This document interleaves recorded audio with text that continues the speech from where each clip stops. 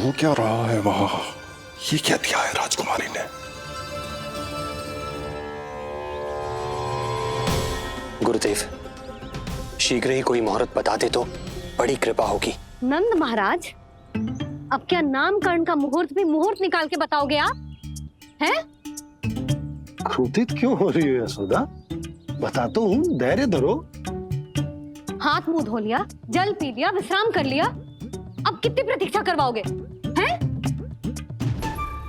मैं सब समझ रही हूँ, आप जानबूझ के मुझे सताने के लिए ना बता रहे। मैया कितनी भोली है बाबा, आप क्यों सता रहे हो उन्हें? बस बस बस, इतना भावुक होने की आवश्यकता ना है।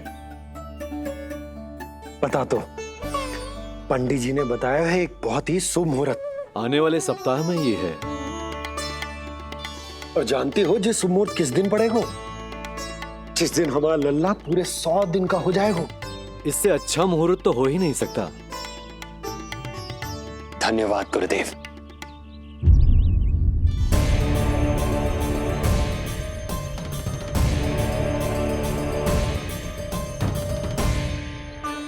क्या हुआ गुरुदेव? कुछ समस्या है क्या?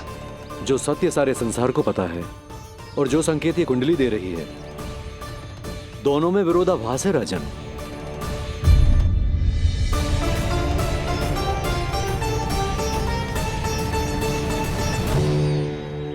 मैंने कहा ना राजन, उसकी चिंता करने की आवश्यकता नहीं है। ये कुंडली मुझसे कह रही है कि आपके भाग्य में केवल पुत्र थे। आपके भाग्य में केवल पुत्र थे, तो पुत्री कैसे हुई? तो पुत्री कैसे हुई? इस कुंडली के अनुसार आपकी दोनों पत्नियों के एक एक पुत्र जीवित हैं। एक एक पुत्र जीवित हैं।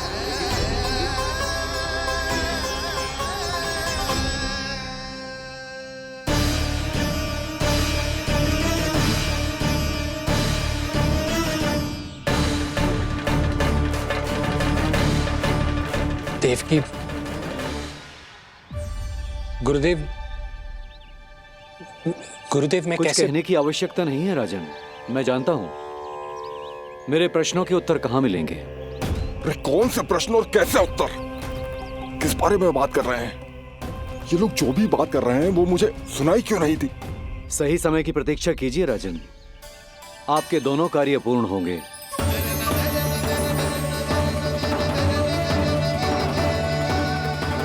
अब आप निश्चिंत होकर जाइए और प्रसन्नता मनाने की तैयारी कीजिए। आपका बहुत बहुत धन्यवाद गुरुदेव। प्रणाम।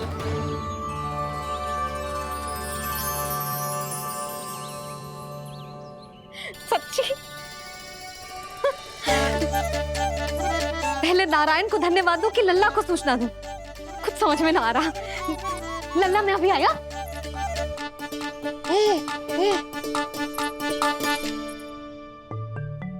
आपका बहुत बहुत धन्यवाद नारायण। अब शीघ्र ही मेरे लल्ला और उसके दाऊ को उनके नाम मिल जाएंगे, वो नाम जिससे वे पूरे संसार में पहचाने जाएंगे। अब लल्ला को बताती हूँ। लल्ला, तू जैसे ही 100 दिवस का हो जाएगा, तेरा और तेरे दाऊ का नामकरण हो जाएगा। हाँ हाँ, किंतु आपने तो बताओ ही ना, हम इन दोनों को मिलवा कब सकते हैं? क्या देख रहे हो, बताओ तो। यशोदा, पंडित जी ने कही कि दोनों भाइयों को मिलवाने के लिए कोई मुहूर्त की आवश्यकता ना है, तो हम चाहें तो इन्हें आज भी मिलवा सकते हैं। लल्ला सुनो तूने, तू आज ही अपने दाऊ से मिल सकते है। मैं अभी सारी तैयारियां करती हूँ। भव्य मिलन होगा गोकुल में, भव्य मिलन। कुंडली के अनुसार इन दोनों के 8 पुत्रों में से 2 जीवित बचे हैं। पहला तो रोहिणी पुत्र है, पर दूसरा कौन है? और वो कन्या कौन थी जिसे कंस ने मारा था? वासुदेव की कुंडली में अभी तक पुत्री योग बना ही नहीं है।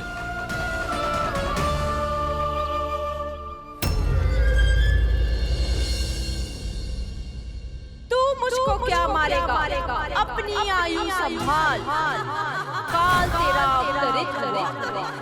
रूप है उसका।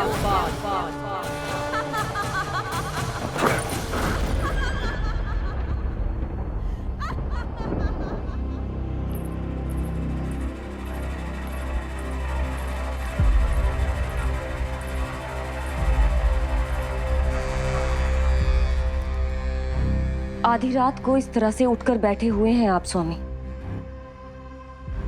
मैं ये तो नहीं जानती कि किस बुरे स्वप्न ने आपकी नींद छीन ली है, परंतु इतना अवश्य जानती हूं कि जो सूचना ये गुप्तचर लेकर आया है, इसे सुनकर आप रात भर सो नहीं पाएंगे।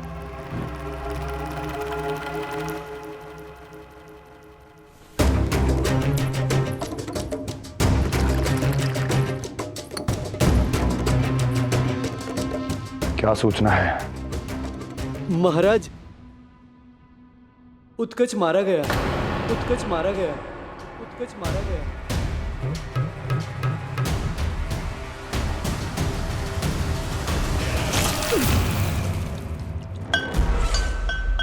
सूद वूद खो गए हो क्या अपनी? जो दिखता ही नहीं उसे मारा कैसे जा सकता है? इसने स्वयं देखा था महाराज। जिस शकट में समाकर शक्तासुर उस बालक को कुचलने वाला था, आपके शत्रु ने उसी शकट को चकनाचूर कर दिया।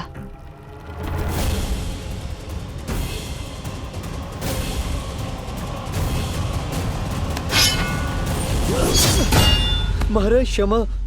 लगता है आपके सैनिक और तलवार दोनों की धार कुंद पड़ गई है महाराज।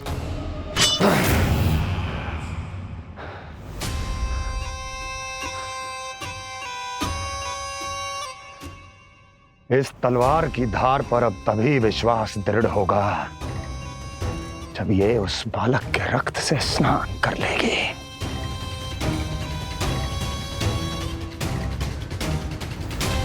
और कैसे? कैसे?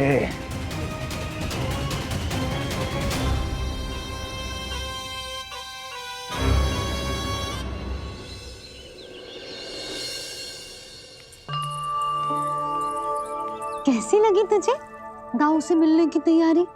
बहुत अच्छी है मैया, पर उससे भी अच्छी है वो प्रसन्नता जो इस मिलन के उत्साह में मुझे आपकी आंखों में दिख रही है।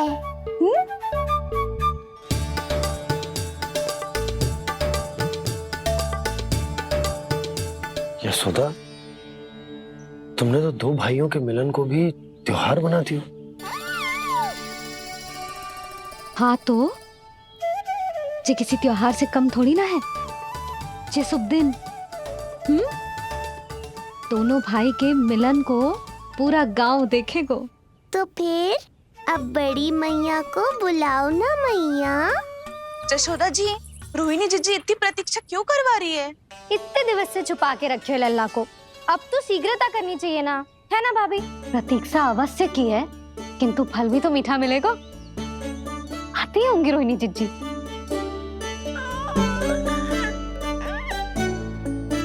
जीजी, कहीं उन्होंने अपना विचार तो ना बदल दियो?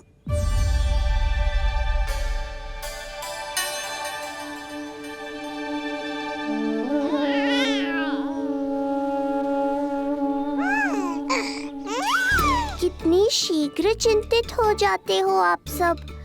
देखो आ रहे हैं वो। लाल छुपा रखने को विवश थी नियति की सताई,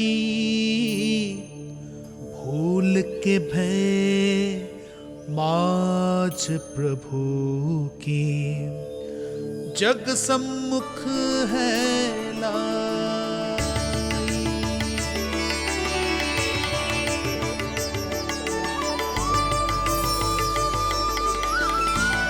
देखो तो कितनी मधुर मुस्कान है। और आंखें कैसी गंभीर और गहरी है। अरे अरे, ये तो हमारी नीलमणि की तरह सुंदर भी है। सही कह रही है तू, और कितना प्यारा भी है। और कितना बलशाली भी लग रहा है ये, है ना? तो देखो इसके। हाँ बिल्कुल लाल लाल टमाटर की तरह। देखो तो दाऊ आए नहीं कि ये सब की सब मुझे भूल ही गई। अरे हटो सामने से, मुझे भी तो देखने दो।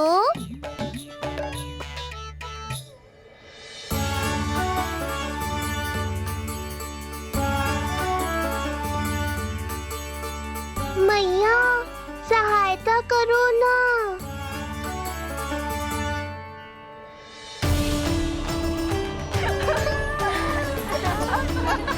चलो हटो सब, हटो हटो हटो, हटो सामने से। चलो दोनों भाइयों को एक दूसरे से मिलने तो दो।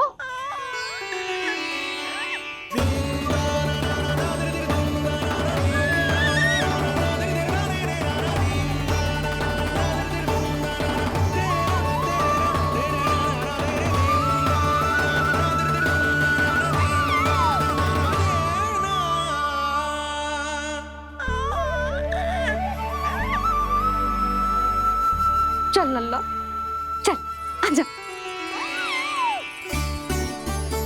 देख लल्ला, आ गए जे तेरे भैया, तेरा दाऊ। जी भर के बातें करो और निहारो एक दूसरे को।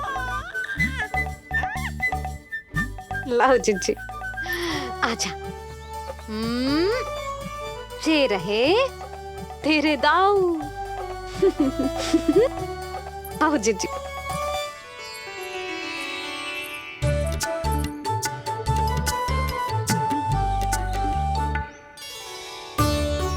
स्वागत है दाऊ।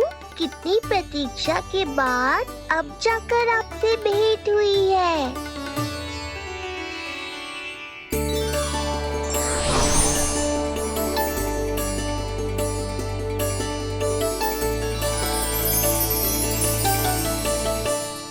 क्या हुआ दाऊ, मुझे पहचान नहीं पा रहे? कितनी देर लगाओगे दाऊ? अब तो पहचान लो, छोटा भाई हूँ आपका।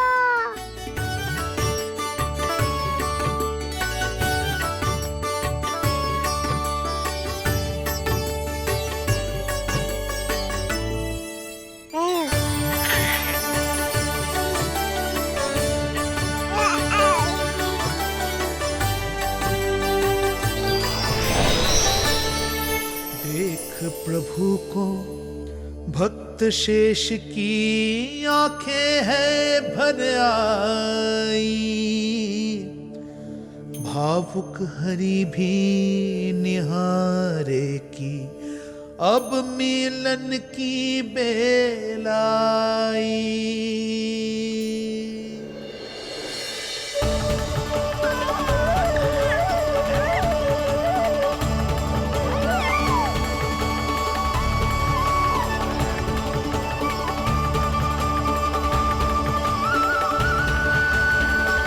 प्रभु, आपके दर्शन पाकर मैं धन्य हो गया। प्रभु नहीं, छोटा भाई पुकारो शेष। ये कैसे संभव है? आप नारायण हैं, मेरे प्रभु। ये जानते हुए भी मैं आपसे बड़ा कैसे बन सकता हूँ? हर दुविधा की तरह इसका भी समाधान है शेष। अब तो हम एक दूसरे से मिल भी चुके हैं। पृथ्वी पर हमारा सूत्र जुड़ चुका है, इसलिए समय के साथ तुम ये भूल जाओगे कि तुम्हारा ये भाई मेरा ही अवतार है। ये क्या कह रहे हैं प्रभु? वही जो आवश्यक है, नहीं तो तुम नीलमणि के बड़े भाई होने का कर्तव्य कैसे निभाओगे? कैसे डांटोगे मुझे? और बड़े होने के नाते मुझ पर अधिकार कैसे दिखाओगे? पर प्रभु, पर किंतु परंतु ये सब भूल जाओ शेष। आज से इसी क्षण से मैं हूं तुम्हारा छोटा भाई और तुम मेरे ताऊ। मैं हूं तुम्हारा छोटा भाई और तुम मेरे ताऊ। नारायण नारायण दाऊ। दोनों इतने सुंदर लग रहे हैं, मेरी तो दृष्टि भी ना हट रही इससे।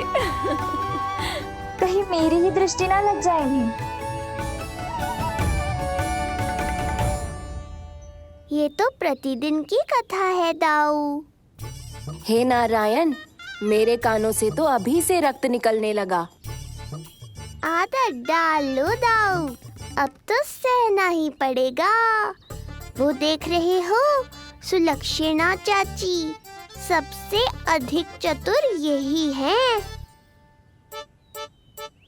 केवल अधिक चतुर ही नहीं नीलमणि, बहुत अधिक सयानी भी है ये।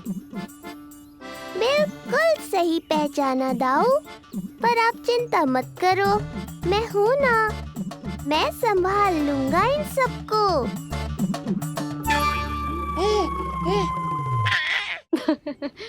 देखो तो जिज्जी, इन दोनों की दृष्टि एक दूसरे से ऐसी चिपक गई है कि अब हटने का नाम ही ना ले रही।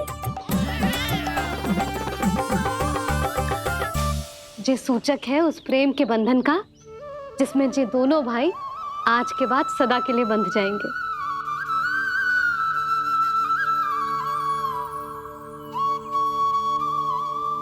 मुझसे भूल हो गई यशोदा, मैंने इन दोनों को पहले ही मिलवा देना चाहिए था।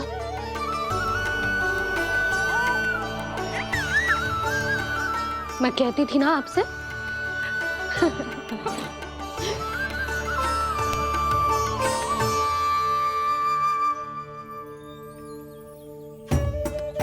आई मैं।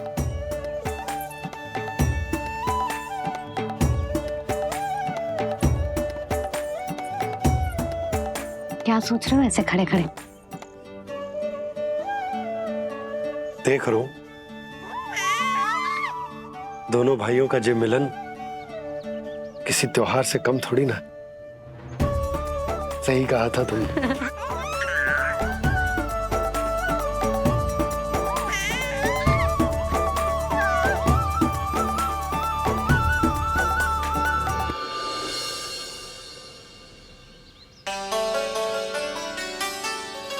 सुना ना तूने जो गोपिया क्या कह रही थी कि नीलमणि का दाऊ कितना बलशाली है। इसका तो यही अर्थ हुआ ना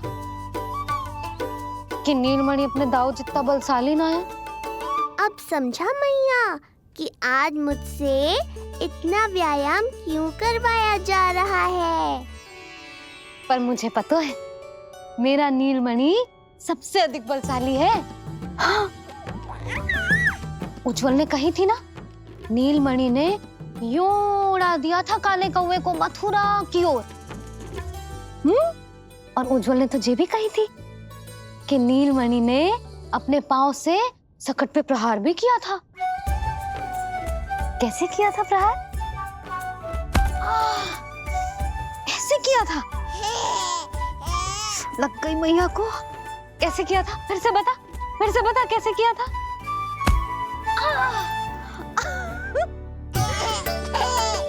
मेरे लल्ला में कितना बल है, मैया को ही ढकेल दियो पीछे। अच्छा ही है कि आप उज्जवल के कहे को गंभीरता से नहीं ले रही, नहीं तो आपका ये रूप मैं कैसे देख पाता मैया। फिर से बता कैसे मारा था?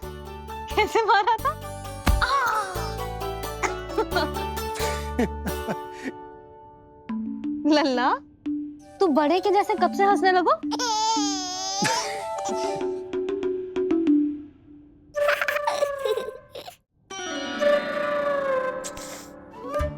आप यहाँ क्या कर रहे हो? छुप छुप के मैया और लल्ला को खेलते हुए देखने के अतिरिक्त और कोई कार्य ना है आपके पास? कार्य तो है,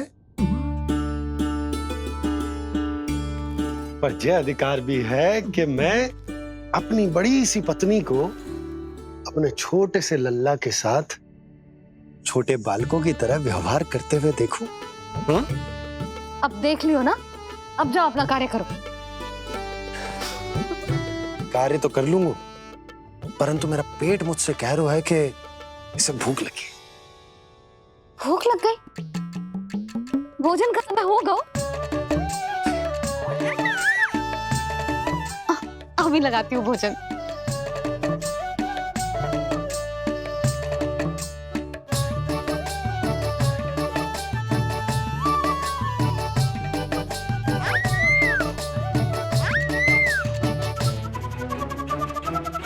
क्या हुआ लल्ला, इतना उतावला क्यों हो रहा है तू?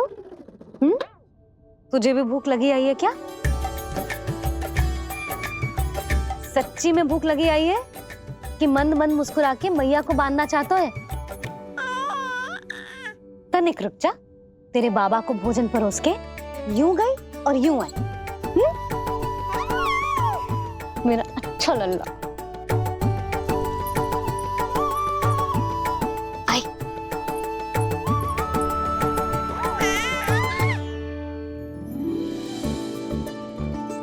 आज केवल रोटी है खाने में? ना, दाल है ना, तरकारी भी है, दही है, लड्डू भी है। तो दाल ले आओ। अभी लाई है।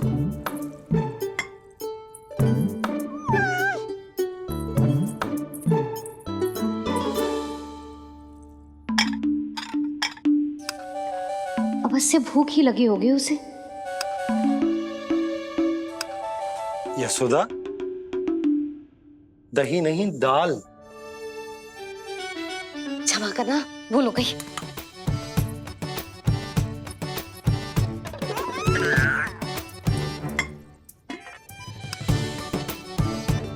यशोदा, दाल दाल।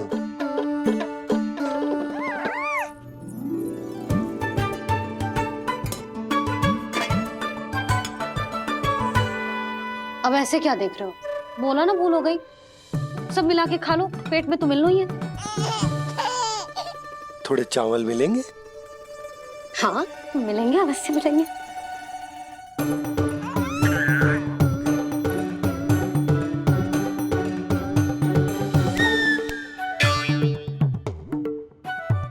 लड्डू नहीं, चावल।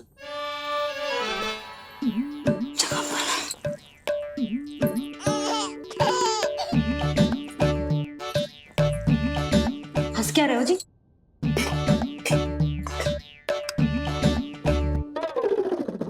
आज व्यायाम भी बहुत कस के करवाओ था मैंने, कहीं अधिक भूख तो ना लगी होगी।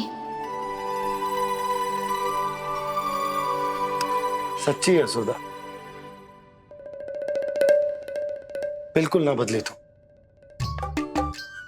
पहले रामू की चिंता में व्याकुल रहती थी और अब हम नीलमणि में तुम्हारा मन लगा रहता। हाँ तो लल्ला भूखा हो और मैया का मन व्याकुल भी ना हो, ऐसा हो सकता है भला? फिर तो दूध पिला दो ना उसको। जाऊं? शीघ्र जाओ। किंतु आप तो खा रहे हो ना पतिदेव। वही तो यशोदा, मैं खा रहा हूं, किंतु वो भूखो है। जाओ। ठीक है। यहाँ थी तो लल्ला की भूख के लिए चिंतित थी, अब वहां जाएगी तो पक्का मेरे भोजन के बारे में चिंता करेगी। कहीं आधी ही भूख में ना उठ जाए तेरे बाबा, उन्हें कुछ और चाहिए होगा तो? सही कहा था बाबा ने, वहाँ मेरी चिंता थी, यहाँ बाबा की चिंता है। सच्ची मैया, अनोखी हो आप। अरे इतने से पेट भर गया तेरा? ना, ये वाली मुस्कुराहट तो मत ही दिखा मुझे। इतनी शीघ्र तेरा पेट भर ही ना सकता। मैया जानती है अपने लल्ला की भूख।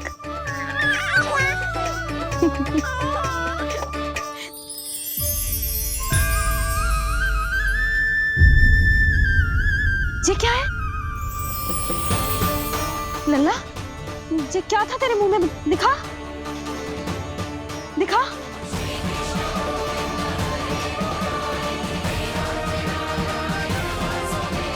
मैया को सब पता है, इतनी जल्दी तेरा पेट भर ही ना सकता।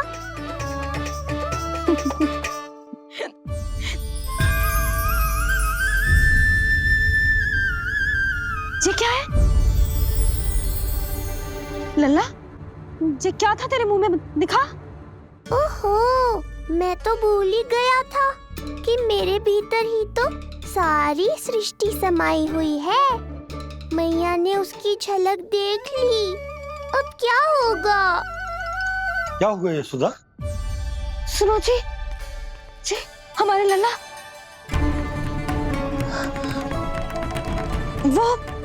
वो इसके मुंह में। क्या? भूल जाओ ना मैया, कुछ नहीं था मेरे मुंह में। लल्ला मुंह खोल के बाबा को दिखा। अरे क्या देख रही है उसके मुंह में? अवश्य ही मेरा दृष्टि भ्रम होगा, किंतु ऐसा भ्रम। अरे बताओ ना यशोदा, या फिर मुहूर्त शीघ्र ना बताने की बात का प्रतिशोध ले रही हो तुम? ना ऐसी बात ना है। तो फिर बताओ ना क्या बात है? हा? मैंने लल्ला के मुंह में कुछ देखो। क्या देखो? अब फंस गया मैं। मैया बाबा को सब कुछ बता देंगी और राय का पहाड़ बन जाएगा। फिर कैसे संभालूंगा इन दोनों को? ऐसे लगो जैसे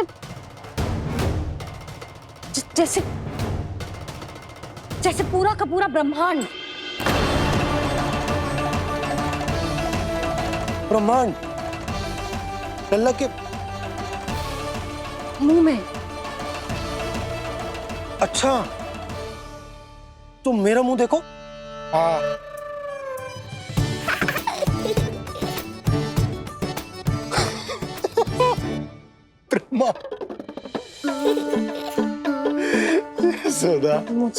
मुझे पता था आप मेरा उपहास उड़ाओगे। अरे नहीं, तुम देखो तो सही।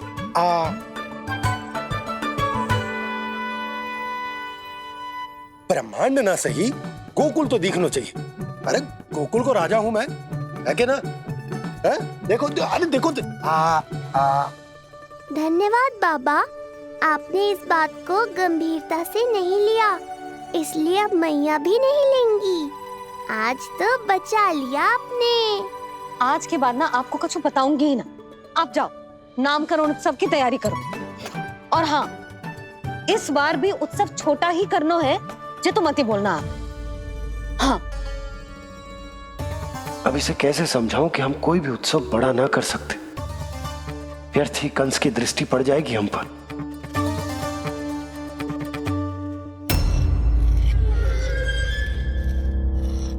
लगता है आपके सैनिक और तलवार दोनों की धार कुंद पड़ गई है महाराज। महाराज, मुझे भय था कि कहीं ऋषि गर्ग मुझे श्राप ना दे दे।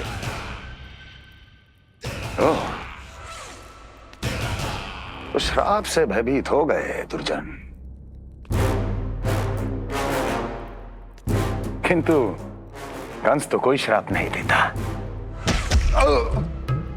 सीधा मृत्यु देता है।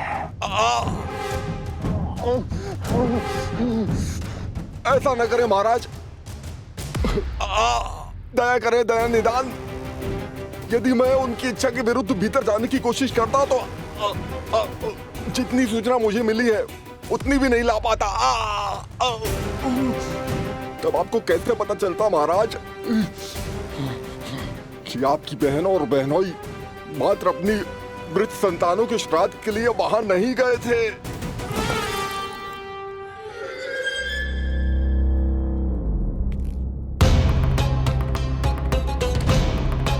आगे बोलो।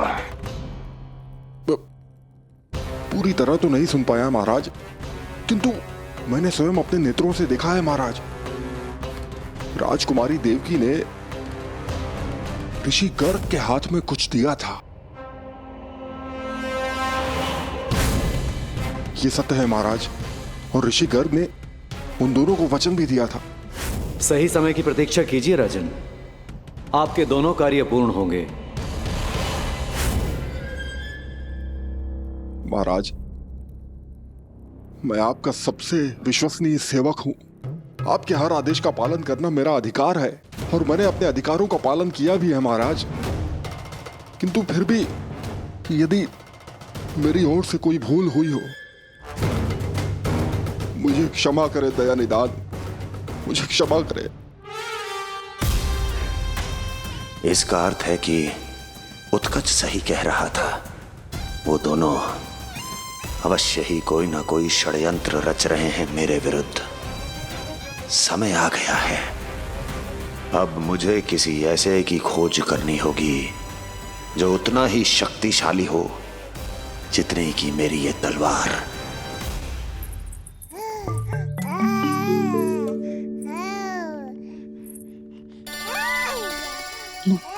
आप ही से पुकारने लगो जी। अभी तो आई हूँ रसोई में।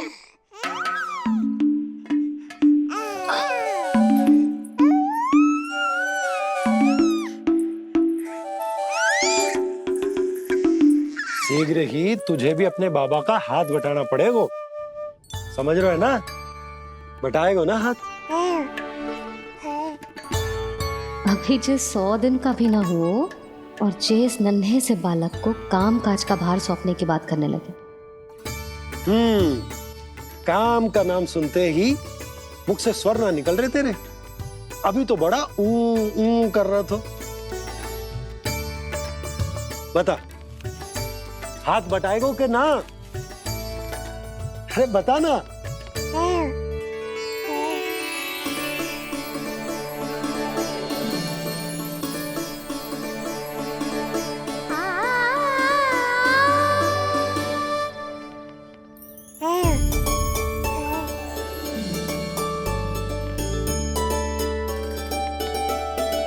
कल तू पूरा 100 दिन को हो जाएगा लल्ला। पंडित जी आएंगे, तुझे नया नाम मिलेगा। देखो तो मन में तो इनके भी कितना उत्साह भरो है, बस दृष्टि में मैं ही आती हूँ। और कल तुझे वो नाम मिलेगा लल्ला जिससे पूरा संसार तुझे पहचानेगा।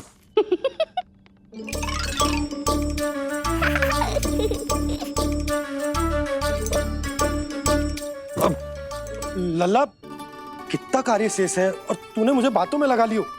मुझे क्यों फंसा रहे हो बाबा? छुपाने की कोई आवश्यकता ना है। जितनी उत्साहित मैं हूँ उतने ही उत्साहित आप भी हो इसके नामकरण को लेके, पता है मुझे। लल्ला के नामकरण पे उसके बाबा उत्साहित ना होंगे? बिल्कुल होंगे, इसीलिए तो कह रही हूँ अपना उत्साह बांटो अपने लल्ला के साथ। मैं अभी आई। अच्छा, ऐसे तो तुम लल्ला को छोड़ के कहीं ना जाती। अभी कहाँ चली? रोहिणी जिज्जी के पास, और कहाँ। लल्ला और उसके दाऊ के नामकरण की तैयारी करनी है कि ना? कितने लोगों को आमंत्रित करना है, कितने प्रकार की मिठाइयां बनानी है, ढोल वाले को कितने बजे का समय देना है, ये सब सुनिश्चित करना है ना, ताकि ये उत्सव गोकुल का सबसे बड़ा उत्सव हो। अरे सूची देनी है जिज्जी को।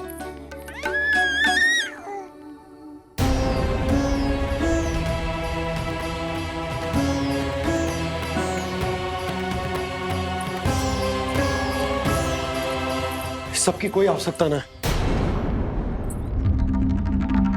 आवश्यकता ना है मतलब? कहना क्या चाहते हो आप? मैं ये कहना चाहता हूं कि यशोदा, सत्य तो ये है कि हमें दुख में ना अत्यधिक दुखी होना चाहिए और ना सुख में अत्यधिक उत्साहित। प्रसन्नता कितनी भी क्यों ना, हमें उत्सव संयम से ही मनाना चाहिए। इतने वर्ष संयम ही तो रखा था ना नंद जी। ये समय संयम का ना आनंद से बावले हो जाने का है। यशोदा, हम आयोजन छोटा ही करेंगे। मैं कुछ सोच समझ कर ही तो कह रहा हूँ। पर क्यों? मुझे भी तो समझाओ। हर बात समझाने की ना होती है यशोदा। अच्छा, पति पत्नी में भेद हो तो है? ठीक, मैं कोई भेद ना रखूं। जो भी अब तक मैंने तुम्हें ना बताया है वो सब बताऊं। ओहो, क्या कर रहे हो बाबा? कंस के बारे में कुछ बता मत देना मैया को। वो मंगला है ना, उसने आज शाम को ही बछड़ा दियो और भाद्रपद का मास लगभग बीतने को ही है, तो धीरे धीरे शरद ऋतु आ जाएगी, दूध की हानि भी कम हो जाएगी। हाँ? और वो सरजू है ना, उसको बैद जी ने पूरे पखवाड़े का विश्राम के लिए कहा है। क्यों? क्योंकि वो ठाट से गिर गए थे और गिरते समय उसे भीतरी चोट लग गई थी। अरे बस बस बस, ये सब मुझे क्यों बता रहे हो? इसका नामकरण से क्या संबंध? तुम्ही ने तो कही ना कि पति पत्नी के बीच में कोई भेद ना होता। तो मुझे जो भी बात पता है मैं तुम्हें बताऊंगा। कितनी समझदारी से बात बदल देते हो आप, और भोली भाली मैं आपकी बातों में आ जाती हूँ और इस सब में असली बात तो रह ही जाती है। किंतु आज बात मेरे लल्ला की है। उत्सव तो विशाल ही होगा और इस बारे में कछु और ना सुनूंगी मैं। आप लल्ला का ध्यान रखो, मैं जा रही हूँ रोहिणी जीजी के पास। यशोदा,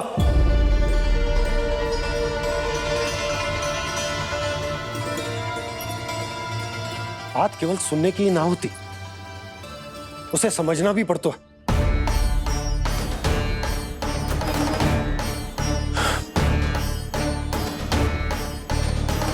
विश्वास है ना मुझ पर? मैं कुछ सोच समझकर ही कर रहा हूँ ना। उत्सव तो छोटा ही होगा।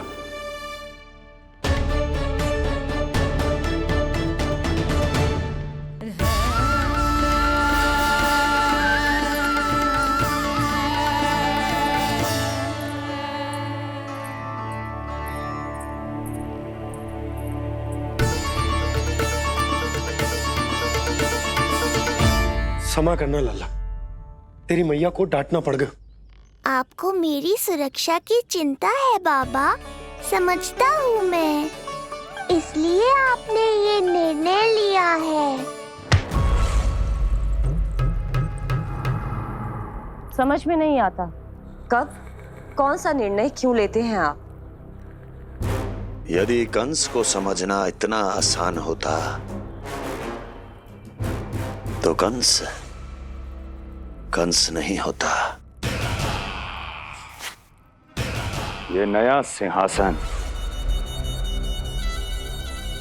उसके लिए है जो मेरा विश्वास पात्र बनेगा। मेरे दाहिने हाथ की तरह मेरे मन के सबसे निकट होगा वो।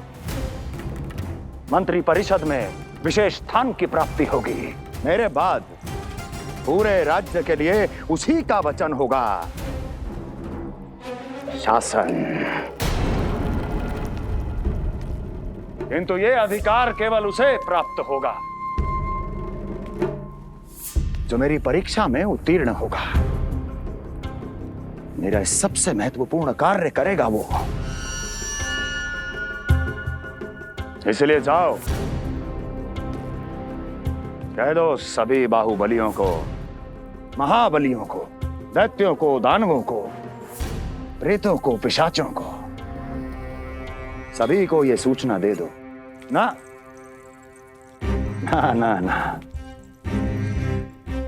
सूचना नहीं, चुनौती दो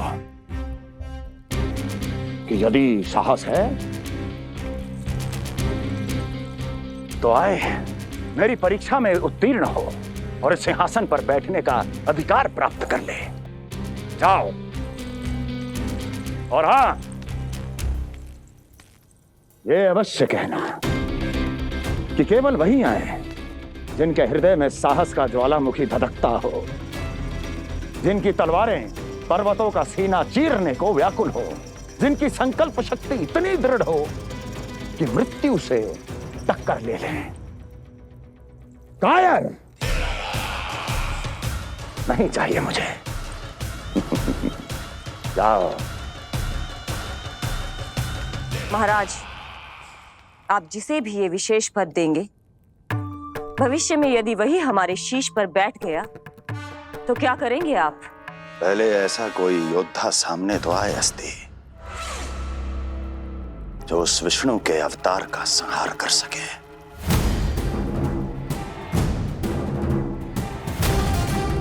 और जहां तक प्रश्न है हमारे शीश पर बैठने का, तो स्मरण रखो अस्ति, कंस को अच्छी तरह आता है ऐसे दुस्साहसियों को बीच दरबार में खड़ा करके अपनी उंगलियों के संकेत पर नृत्य करवाना। ता दीर्घ ता। और अपना कार्य सिद्ध होने के बाद उनके तन से उनके शीश को उतारना। कंस को भली भांति आता है।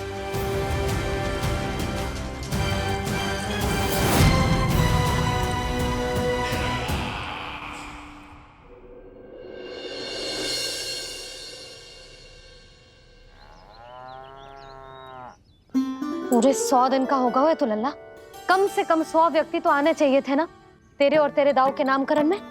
हाँ, अब तुम मुस्कुरा क्या रहो है? तू ही बता, जे भवन देख के लग रहा है कि यहाँ कोई उत्सव है? बिना अतिथियों के कैसा उत्सव और कैसा आनंद, तू ही बता। पर मैं करूं भी तो क्या? पता है लल्ला, मुझे तो लग रहा है तेरे बाबा ना कंजूस होगा। मैं नहीं तो भला और क्या समस्या हो सकती है उन्हें बड़े आयोजन से?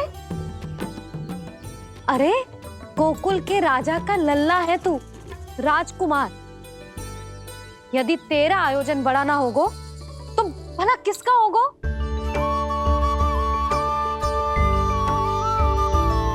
मेरी भूल है, मैं भोली हूं, इसीलिए व्यर्थ में तेरे बाबा की बातों में आ गई। मैं भोली हूं ना, व्यर्थ में उनका कहा मान गई। किंतु अब ना मैं कोई मांग रखूंगी, ना मैं उनसे बात करूंगी। और कहे देती हूँ लल्ला, सावधान जो इस बार तू बीच में आया तो। हाँ नहीं तो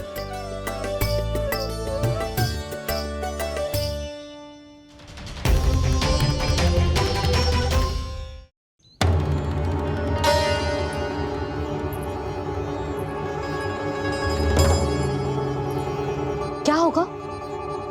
हाँ, सब ठीक तो है ना? आप इतनी चिंता में क्यों हो जी? कुछ बुरी सूचना तो ना मिली? अब जे मत ही कहना कि जे भी मुझसे छुपाना पड़ेगा। जो भी है मुझे बताओ। पंडित सदानंद जी महाराज वो नामकरण के लिए ना आ सकी। उनकी बिटिया के पांव भारी, उसे लिवाने वो समझाने गए। ये तो शुभ समाचार है।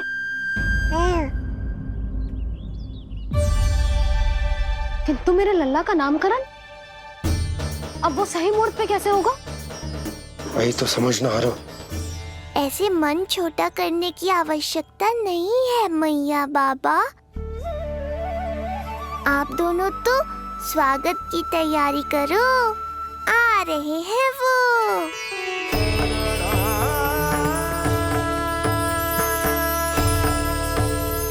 लो, आ गए वो जिनकी मुझे प्रतीक्षा थी। आप दोनों व्यर्थ ही चिंता कर रहे थे।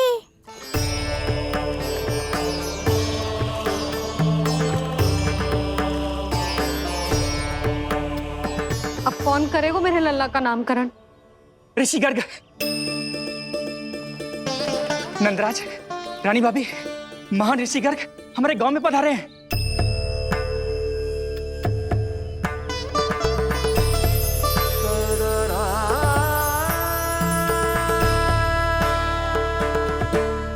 ऋषि गर्ग गोकुल में? हाँ नंदराज, और कह रहे थे उन्हें यादव राज वासुदेव जी ने भेजो है रानी जी के पास। अरे तो तुम लोग खड़े खड़े क्या देख रहे हो? जाओ उनके सत्कार की तैयारी करो। जी यशोदा, उनके स्वागत की तैयारी करो। सुनो जी, वो तो यादवों के कुलगुरु है ना, रोहिणी जीजी के यहाँ आए हैं, हमारे यहाँ आएंगे। आप देखती जाओ मैया, वो सीधे हमारे घर ही आएंगे।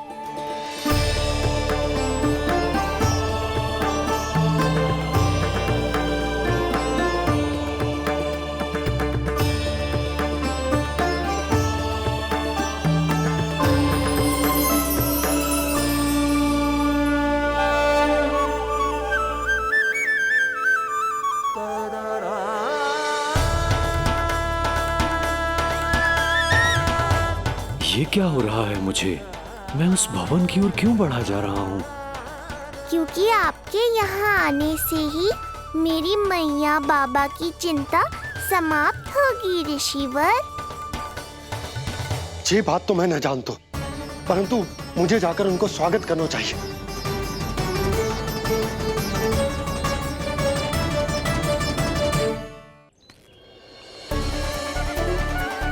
गुरुदेव,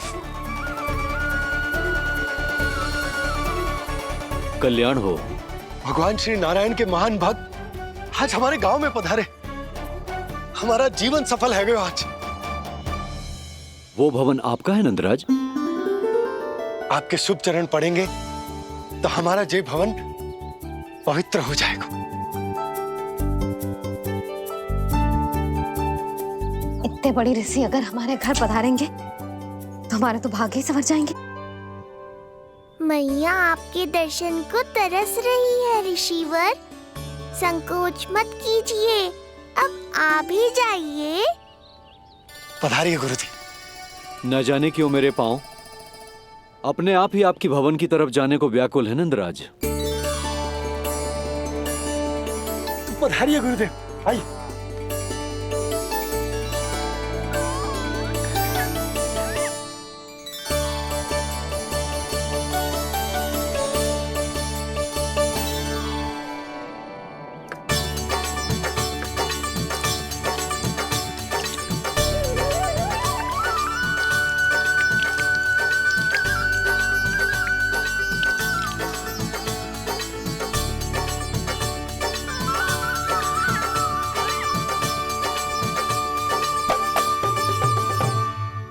कल्याण हो।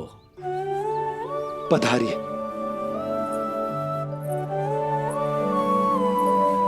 आया तो था मैं रानी रोहिणी के भवन में, पर पता नहीं कैसे यहाँ खींचा चला आया। विराजिए गुरुदेव। महाराज, आप इसे भी रोहिणी जिज्जी का ही घर समझिए। मैं अब भी बुलाकर लाती हूँ। महाराज, ये हमारा सौभाग्य है कि आपने यहाँ आना स्वीकार किया। कहिए, क्या सेवा करूं मैं आपकी? मुझे आपके भाई वासुदेव ने भेजा है नंदराज।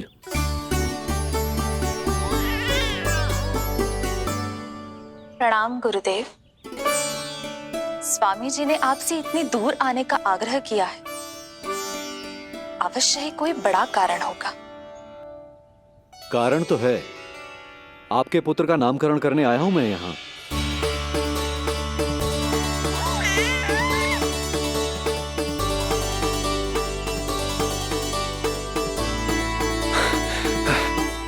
ऋषिवर, तब तो आप अत्यंत ही शुभ दिन पधारे। आज का ही मुहूर्त निकलो है भाभी के लल्ला और हमारे लल्ला के नामकरण के लिए। हम तो पंडित जी गांव से बाहर हैं, इसीलिए आप। अब तो आप यहाँ आ गए हो, आप हमारे भी लल्ला का नामकरण कर दो ना। पुत्री, ये क्या कह रही हो तुम?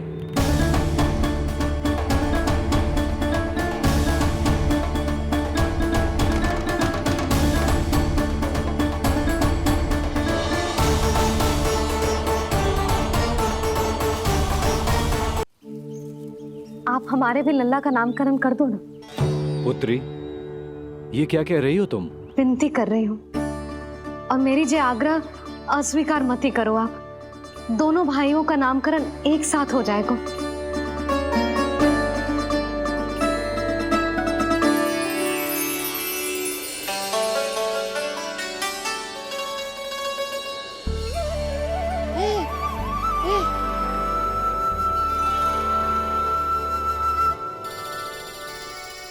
कितने प्यारे और निर्दोष बालक हैं।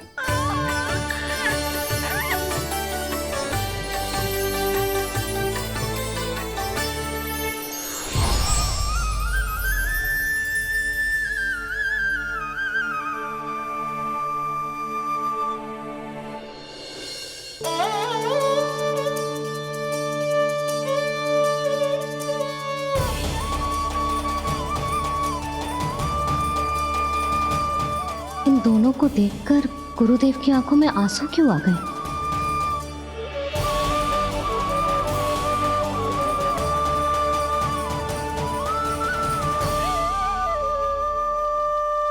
ये क्या कर रहे हैं ऋषिवर? संभालिए अपने आप को, नहीं तो मेरा रहस्य खुल जाएगा आज। अरे ऋषिवर, हाथ मत जोड़िए। इससे पहले कि गड़बड़ हो जाए, अपनी नमस्कार मुद्रा को आशीर्वाद मुद्रा में बदल दीजिए। बात को समझिए।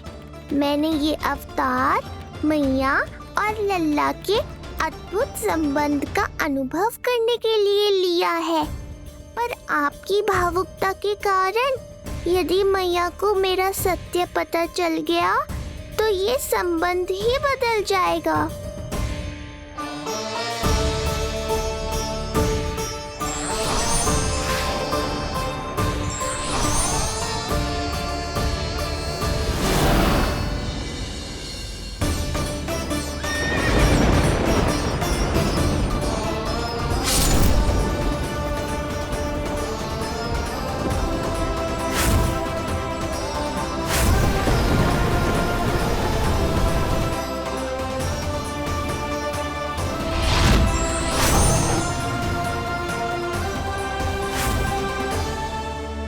अब आप सब कुछ जान चुके हैं ऋषिवर, इसलिए अब मेरे सामने हाथ जोड़कर मेरे सत्य को उजागर मत कीजिए।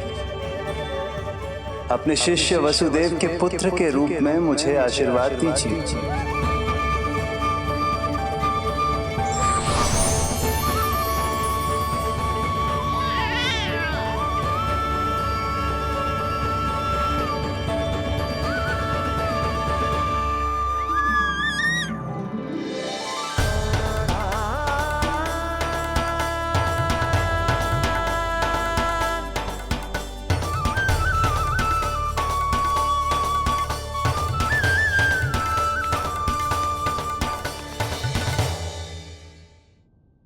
ऋषिवर, आप मौन क्यों हैं?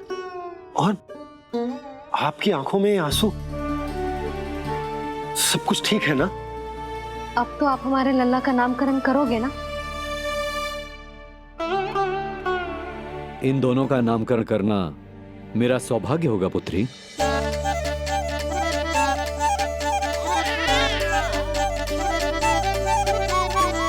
परंतु ये गोपनीय रूप से करना होगा।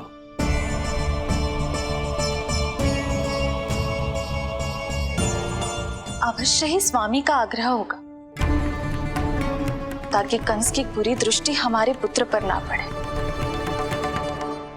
ये तो बहुत महान ऋषि हैं, इन्हें कंस के अत्याचारों के बारे में अवश्य पता होगा। अपनी संतान का नामकरण संस्कार करना एक मां के लिए उत्सव से कम नहीं होता है, पर यह छुपकर करना होगा। आप दोनों को स्वीकार तो है ना? जैसी आपकी आज्ञा गुरुदेव। स्वीकार है गुरुदेव। तो फिर कहाँ करना है हमें नामकरण का प्रबंध? गुरुदेव, मंदिर सही रहेगा? उससे पवित्र स्थान तो हो ही नहीं सकता है। ऋषिवर, आप तनिक विश्राम कीजिए, हम लोग प्रबंध करते हैं। मैं कुछ समय इन बालकों के साथ व्यतीत करना चाहूंगा। ये तो इनका सौभाग्य होगा। हमें आज्ञा दीजिए।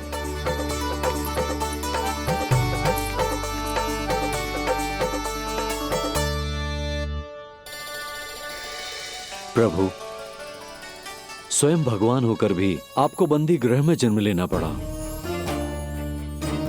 अब अपनी मां को छोड़कर दूसरी मां के यहां पलना पड़ रहा है। जब से गोकुल आए हैं छुप छुप कर रहना पड़ रहा है। इतनी नन्ही सी अवस्था में दुष्ट कंस के कितने ही आक्रमणों का सामना कर चुके हैं आप। और जिस उत्सव में सभी सप्तऋषियों और सभी देवी देवताओं को साक्षी बनकर आना चाहिए, उस नामकरण उत्सव को यहां एकांत में करना पड़ रहा है। क्यों प्रभु, इतने कष्टों को सहकर ये अवतार क्यों लिया है आपने? दुष्टों का नाश करने के लिए, धर्म की स्थापना करने के लिए और सबसे अधिक मैया की ममता का अनुभव करने के लिए। पर इसके लिए इतने कष्ट? मानव जीवन लिया है तो कष्ट तो उठाने ही पड़ेंगे ऋषिवर। मानव जीवन की आंच जला रही है फिर भी आप मुस्कुरा रहे हैं प्रभु। ये कैसा अनोखा अवतार है। आँच में जलकर भी यदि मैं नहीं मुस्कुराऊंगा तो अपने भक्तों को क्या शिक्षा दूंगा मैं? आज एक कंस का प्रकोप है, भविष्य में सहस्रों कंस होंगे और आने वाले युगों में होंगे अनगिनत कंस। उस समय मेरे भक्तों को पता होना चाहिए कि अपने कष्टों को कैसे सहना है और धर्म के पथ पर अडिग कैसे रहना है।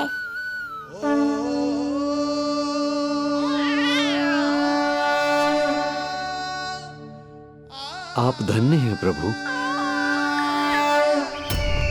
देखा अस्ति, जब सिंह दहाड़ता है तो वन के सभी जीव जंतु इकट्ठे हो ही जाते हैं। वो सब जो मेरा विश्वास पात्र होने का अधिकार और ये सिंहासन पाना चाहते हैं, सामने आए। बुद्धि के बिना बल अपंग होता है महाराज, और मेरे पास बुद्धि और बल दोनों हैं। आप केवल आदेश दीजिए किसका संहार करना है।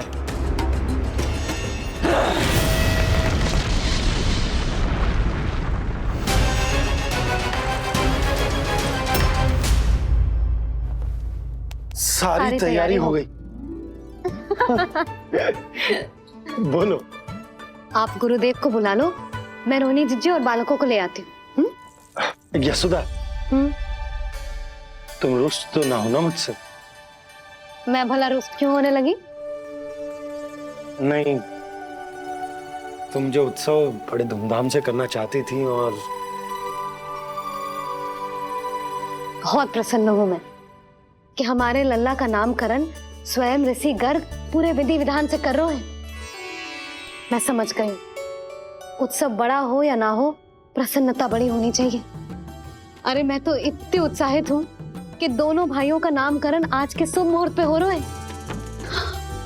तो इससे पहले जो बीत जाए, जाओ। आप भी बुला लो।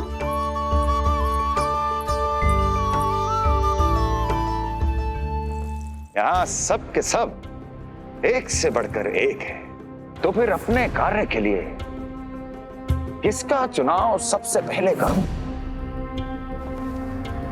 मेरा सामर्थ्य तो आपने अभी तक देखा ही नहीं महाराज।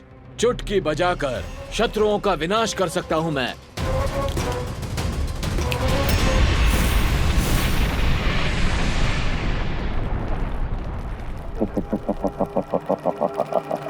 वाह! किंतु आपने तो बताया ही नहीं कि करना क्या है। वध करना है, एक नवजात बालक का वध। उसे साधारण बालक मत समझना। गोकुल में नंद के घर पल रहा वो बालक विष्णु का अवतार है।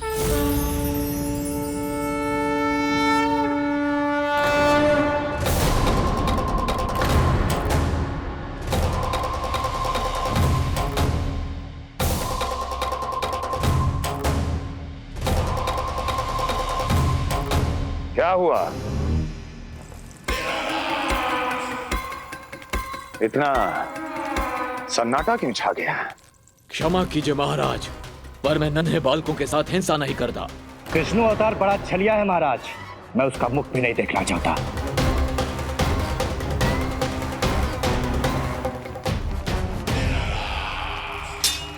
जाने दो इन्हें। वैसे भी इस सिंहासन के लिए मुझे कायरों की कोई आवश्यकता नहीं। जाने दो।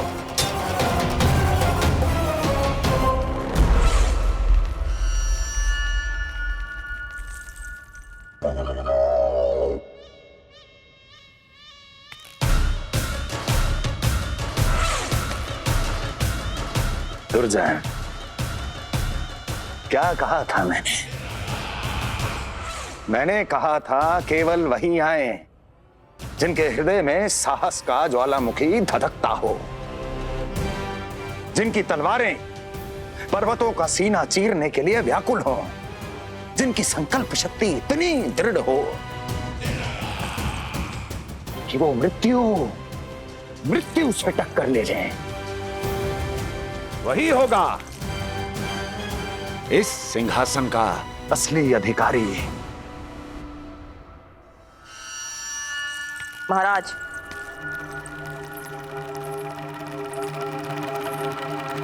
ना तो आपके दिए इस सम्मान का कोई मूल्य रह गया है और ना ही आपके भय का। अभी आपने ही कहा था ना कि जब वन में कोई सिंह दहाड़ता है तो उस वन के सभी जीव जंतु एक जगह एकत्रित हो जाते हैं, परंतु उसी वन में जब कोई बब्बर सिंह दहाड़ता है तो वही जीव जंतु भय के मारे इधर उधर भागने लगते हैं। निश्चित ही वो बालक इन सब के लिए बब्बर सिंह बन चुका है। उसका भय हमारे साम्राज्य की नींव हिला रहा है महाराज।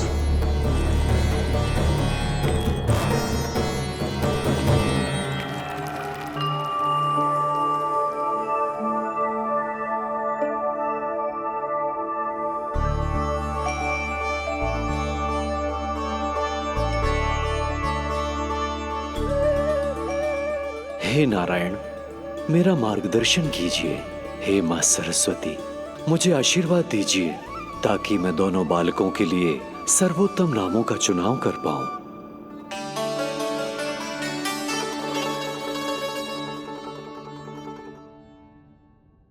आपके पुत्र को बड़े भाई के कर्तव्य का निर्वाह करना है और इस दायित्व को प्रभु श्री राम से अच्छा किसने निभाया है?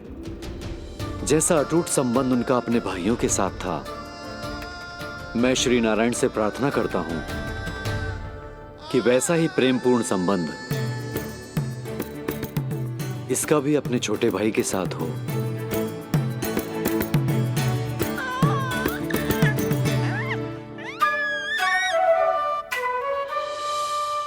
इसीलिए इसका नाम राम हो, इसीलिए इसका नाम राम, इसीलिए इसका नाम राम।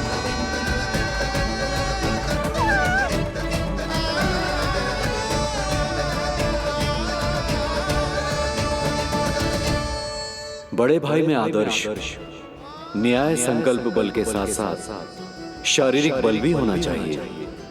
मैं देख पा रहा हूं ये बालक इन सब बलों के लिए जाना जाएगा। इसलिए जो नाम इसके व्यक्तित्व के लिए सबसे उचित है वो है बलराम, बलराम, बलराम।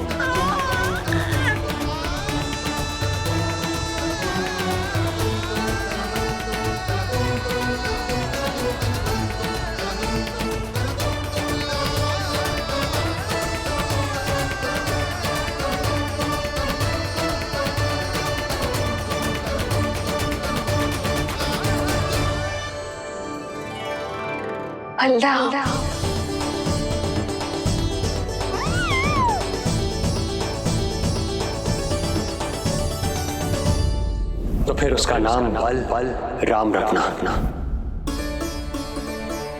कैसा अद्भुत संयोग है रिसीवर। जब इसके जन्म की सूचना देने मैं वसुदेव भैया के पास मथुरा गया था, तब उन्होंने भी यही नाम रखा था, बलराम। ये संयोग नहीं, नारायण की इच्छा है नंदराज। बलराम से अधिक उपयुक्त नाम इस बलराम के लिए कुछ और हो ही नहीं सकता है। पर मैं तो दाऊ कहकर ही बुलाऊंगा इन्हें, बलदाऊ।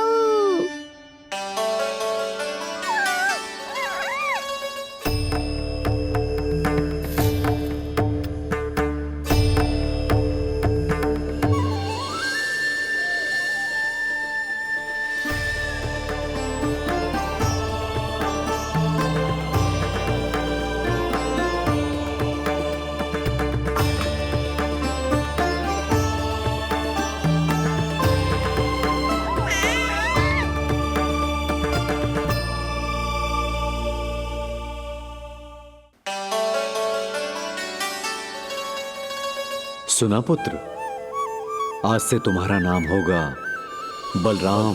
बलराम बलराम।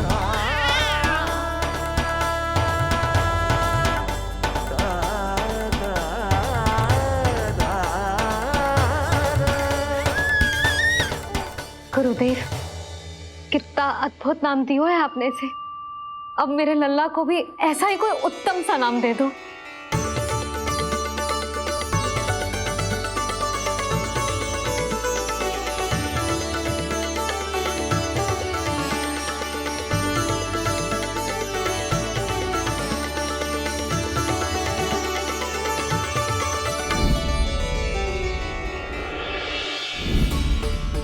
ये कठिन दायित्व आपने ही मुझे सौंपा है प्रभु। इसे निभाने की क्षमता भी आप ही दीजिए।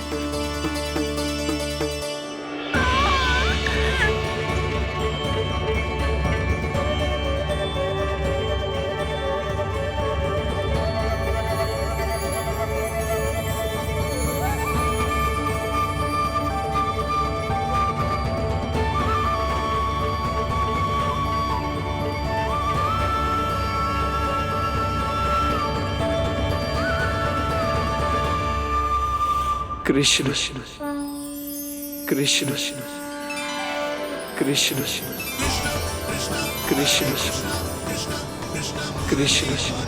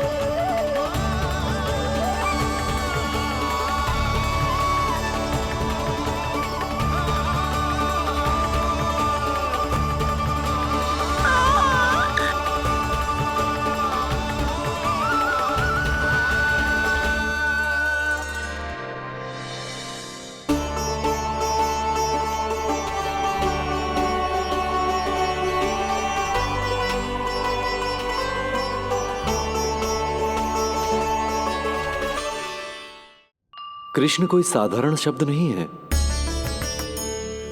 ये अनेक विशेषताओं से भरा हुआ है। क बना है कमलकांत से, अर्थात वो जो श्रीपति विष्णु जैसा हो।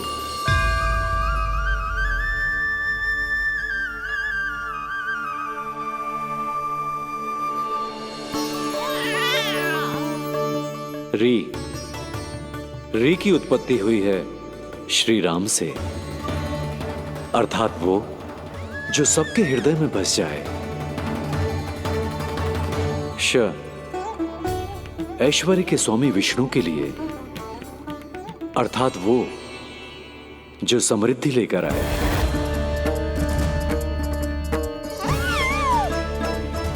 और ना है नरसिंह के लिए, अर्थात वो जो रक्षा करे। और अंत में आकार की मात्रा सूचक है अग्निदेव का, अर्थात वो जो स्वयं तप कर सबको पवित्र कर दे।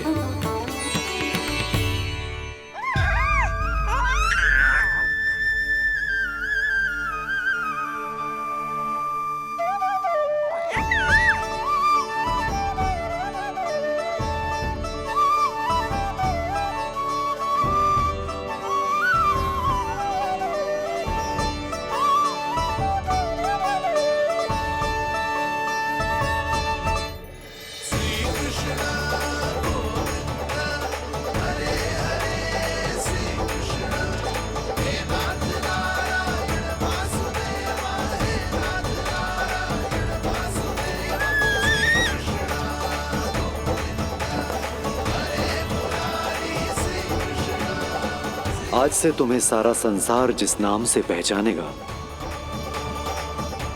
वो नाम है कृष्ण। वो नाम है कृष्ण। वो नाम है कृष्ण। वो नाम है कृष्ण। कृष्ण कृष्ण कृष्ण कृष्ण कृष्ण कृष्ण कृष्ण कृष्ण कृष्ण कृष्ण कृष्ण कृष्ण कृष्ण।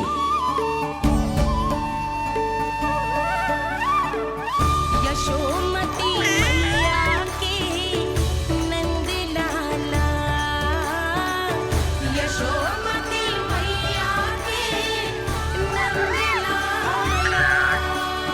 असुरी कार्य करने वालों के लिए कृष्ण नाम का अर्थ एक और भी होगा। वो घनी अंधेरी रात जिसमें इसने जन्म लिया, पर इससे जो प्रेम करते हैं उन सभी के लिए कृष्ण नाम का अर्थ होगा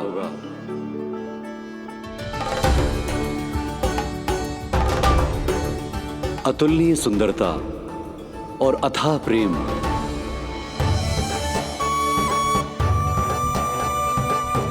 इन दोनों विशेषताओं का साक्षात स्वरूप होगा ये कृष्ण। कृष्ण कृष्ण